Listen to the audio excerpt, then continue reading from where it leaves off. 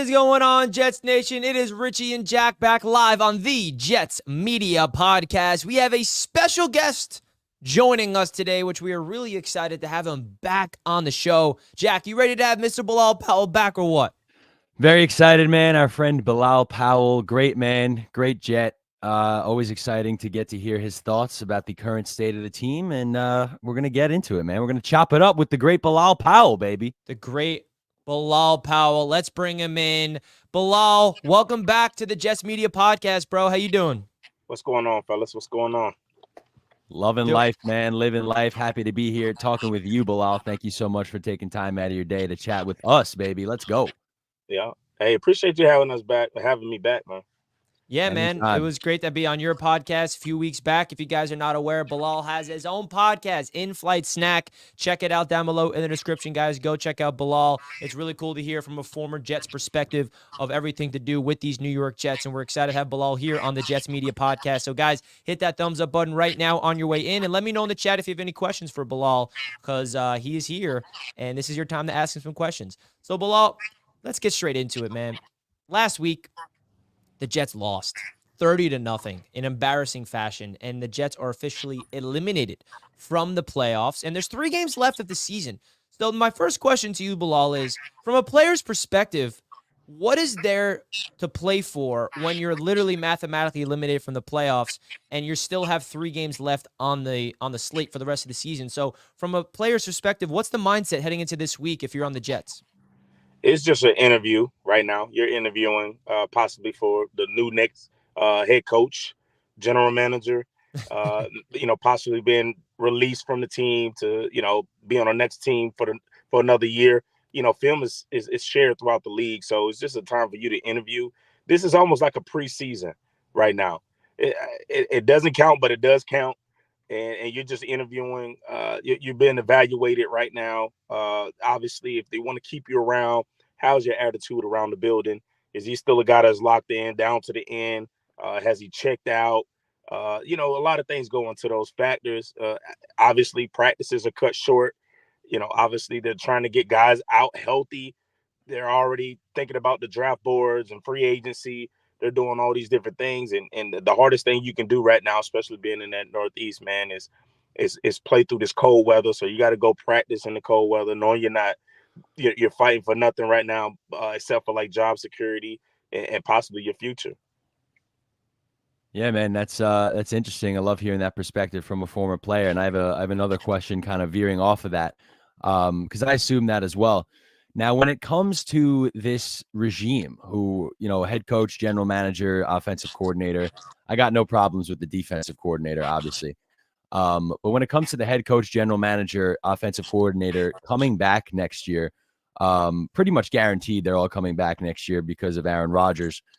Does that, because you played for Rex Ryan, you played for Todd Bowles, and you played for Adam Gase, 3 very different coaches. Rex Ryan obviously had the most success. Todd Bowles somewhere in the middle, and then Adam Gase was Adam Gase. So I'm wondering if what is it like when there's turmoil in the building? There's questions around people's jobs, or in this case, it's kind of unique because if you ask me as a fan, I think Saleh, Douglas, and Hackett deserve to go, but they're not gonna. So how does that affect a locker room? Certain people, guys in the highest up positions are really kind of failing at their job. All of our eggs are in the basket of this one 40-year-old player. If you were on this Jets team right now, where would your head be with all this? Honestly, just from my perspective, it'll be the turnaround for next year. You look around, you kind of figure out who has the guaranteed money in the locker room, who you probably assuming who's going to be gone, who wants to go, from some of the conversations going on in the locker room. And then you have to ask yourself, what's the best thing for me? The mindset changes as you get older. If you want to win and you find yourself not winning over the past few years in that organization, is it time for you to move on to the next team? Or if you're a young guy, you're just fighting for, security, job security, for the rest, something that can change the rest of your career here, because now this is a time that these young guys are going to come in and get their reps. You're going to start to see a lot of young guys get their reps and their opportunity to interview for possibly, like I said, man, who knows, the new head coach. who know the offensive coordinator, defensive coordinator, because you just never know in this league. It's just so much turnaround. But man, honestly, for me, just as a player, been in this position a few times in my career, I should say, you just have to focus for yourself at this time. What can I do for myself right now to stay around? You always want to stay in one organization because the grass isn't always green on the other side. So that was my perspective as a player throughout my entire career. And Bilal, unfortunately for the Jets fan base sake of things, we've been in this situation way more often than we would like to be in December, where we're eliminated, and now some fans rather lose for a better draft pick. Some fans like, no, we want to win because we want to develop a winning culture. We want to have some type of momentum heading into next season. And this game coming up against the Commanders is interesting because if they lose, the Jets could have anywhere close to a 4th overall pick in the first round. If they win, they can have around 10, 11, 12.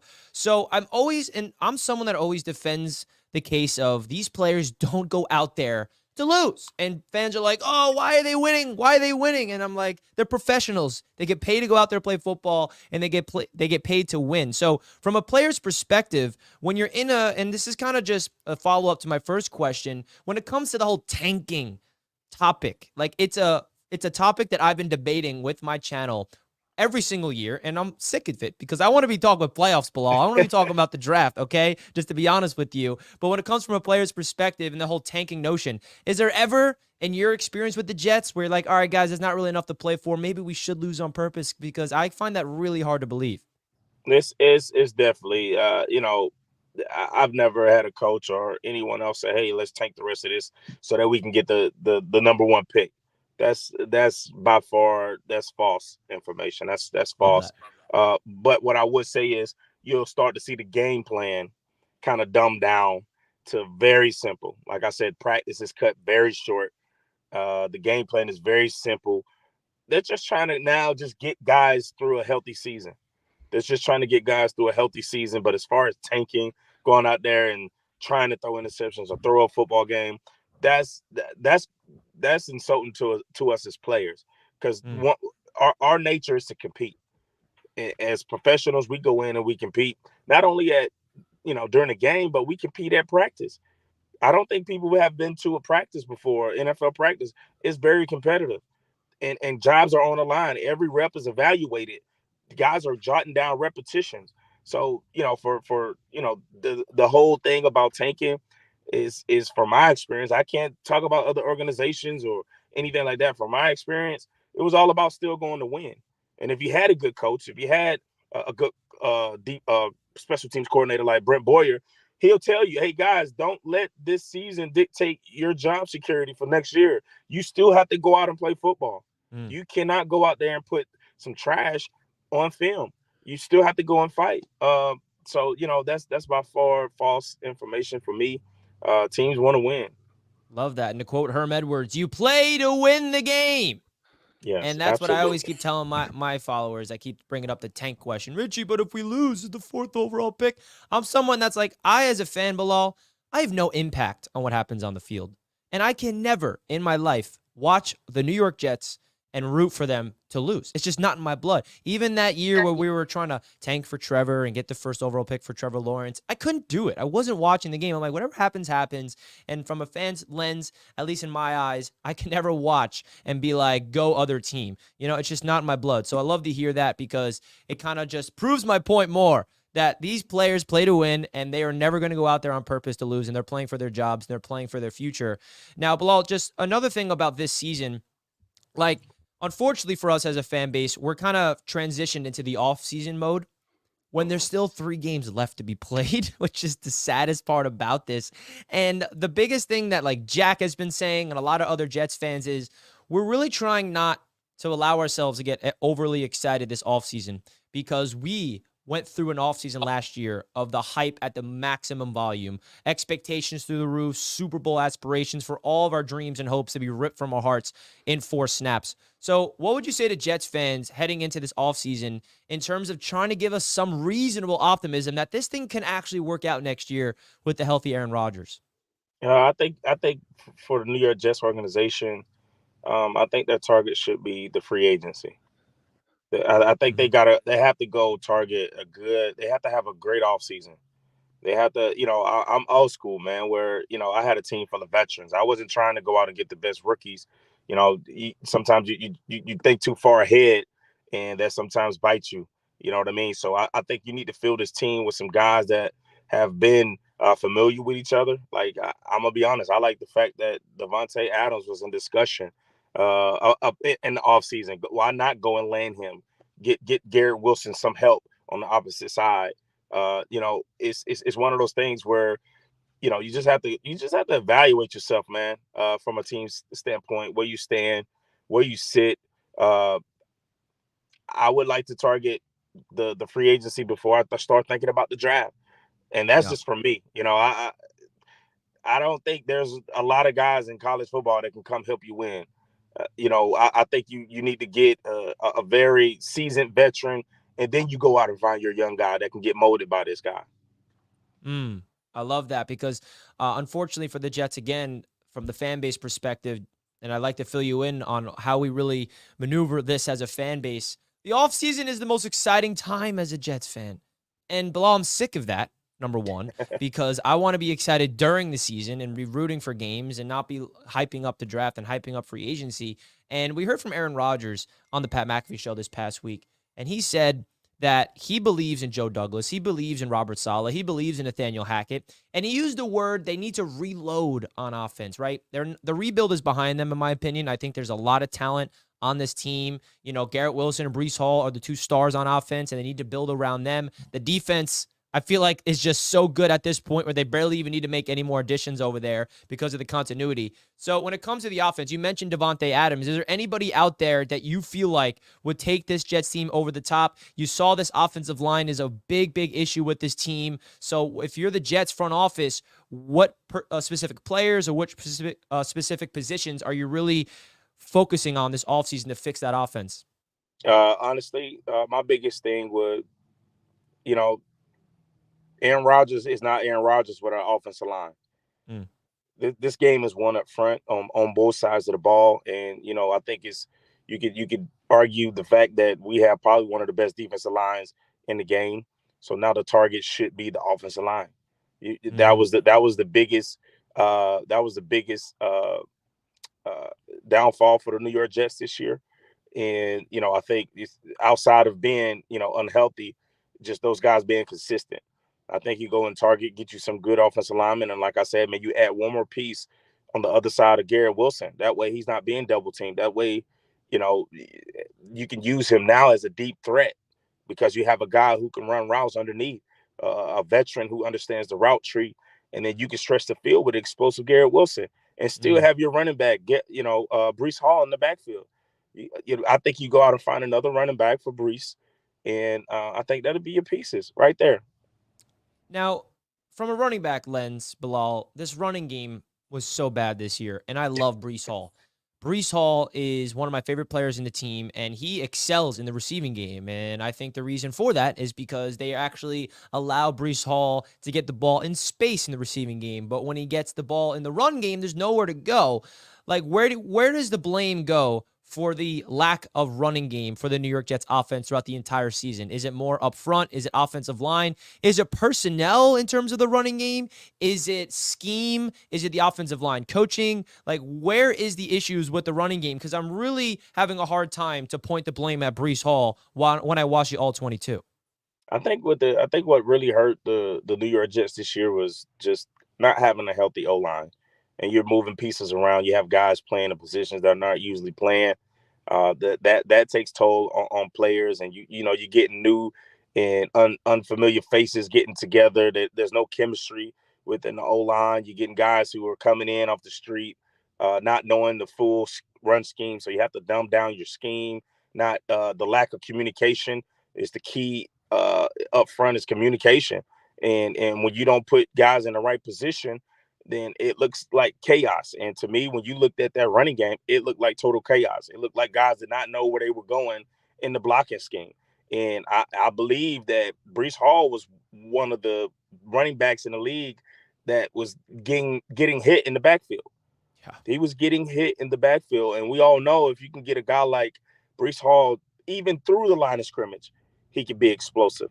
But when you're talking about handing the ball off and guys are in your face, that makes it hard for you as a running back. There's nothing you can do but take care of the ball and manage the run.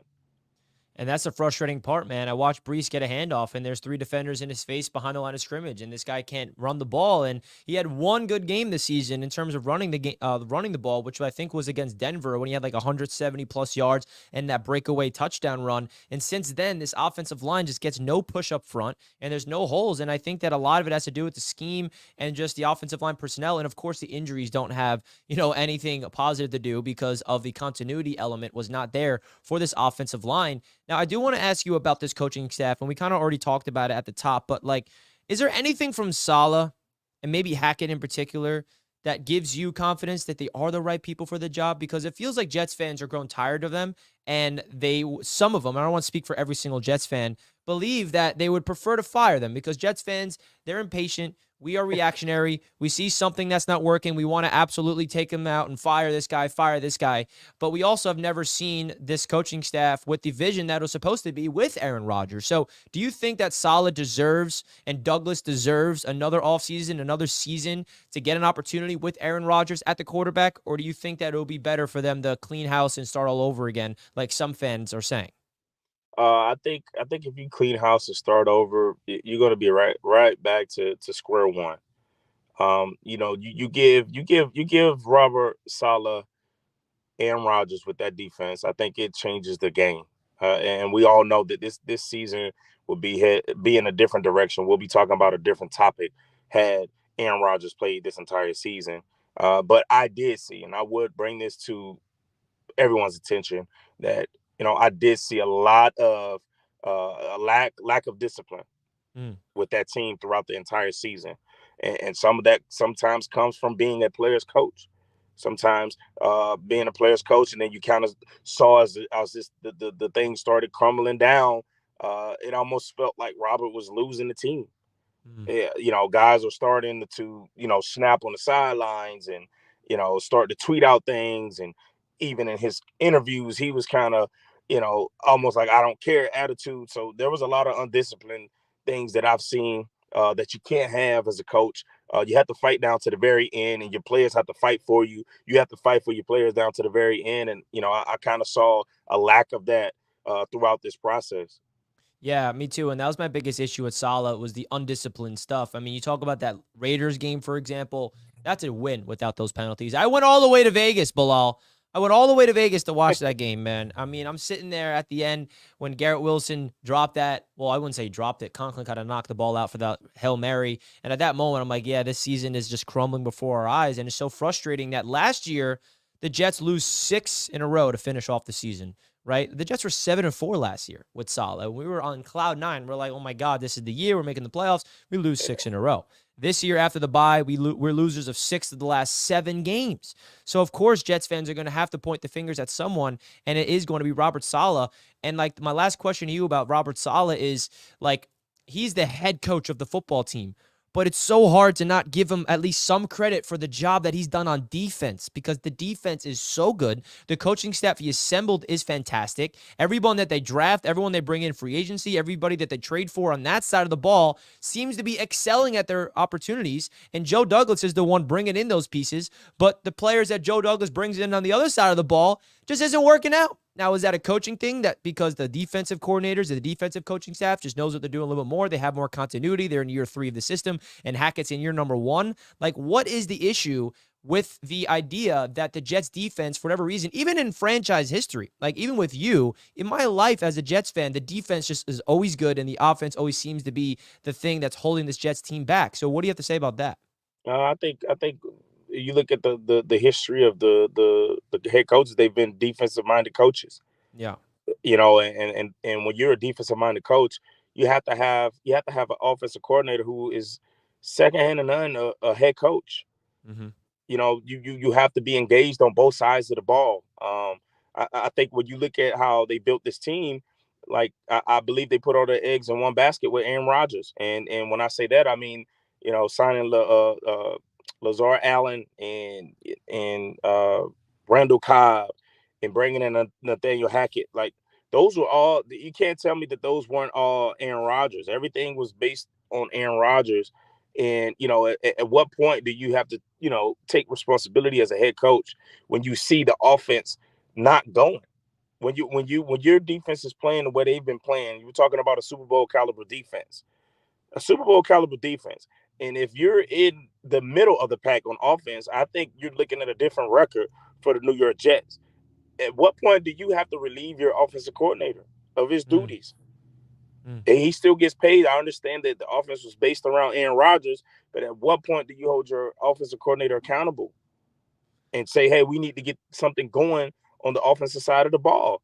I mean, the games that we were close with, we were winning the turnover margin. And if we didn't give you guys the football, we were not winning any close games. So, there has to be accountability as a head coach. And, there's duties you have to take on as a head coach. So, I hate to see a season like this go to waste for the second consecutive season, having a top defense, the way those guys played, all the way down to, just not seeing the offense get going. I'm sure it was frustrating as a player. Yeah, and that's the biggest frustration is that it's hard for us fans to celebrate and appreciate the defense because it's more sad than being happy that they're good because they're being wasted. It's like the talent is just off the charts, and the things that they're doing, it's a Super Bowl defense, and I want to praise them, which I will in the offseason, but like right now it's like, it's so sad that we are wasting the talents of this defense right now. But at the end of the day, they're all going to be back next year. The only player on defense that potentially is going to walk is Bryce Huff, which I hope he doesn't walk. I hope the Jets take care of him and extend him because that guy is having a career year, and he's going to be a free agent in the offseason. But Bilal, I just want to say, man, thank you so much for joining. Jack had something come up, so he had to just get out of here. But I'm glad that he was here at the beginning of the show to give you that great question. And guys, if you're not aware, Bilal Powell, please go check out his podcast, In-Flight Snack. It's down below in the description. Bilal has been doing a great job over there. Bilal, I just want to say thank you so much for joining the Jets Media Podcast. And the last question I have for you, these last 3 games of the season, give us just something for us fans to hold on to because, it's Christmas Eve on Sunday, and we're about to watch Trevor Siemian as our quarterback go up against the Washington Commanders. What is there to look forward to from a fan's lens in these last 3 games, if there is any? Honestly, I think with these 3 remaining games, I think you'll see the defense fight, you'll see the special teams fight, and hopefully the offense can finally put something together. I think they just need to keep the game plan simple for Trevor so he can go out and just make easy reads, get the ball out of his hands, and eventually get that run game going, man. I would love to see Breece Hall get in the end zone a couple times. I would love to see Garrett Wilson get in the end zone a couple times for these remaining games because those guys deserve it.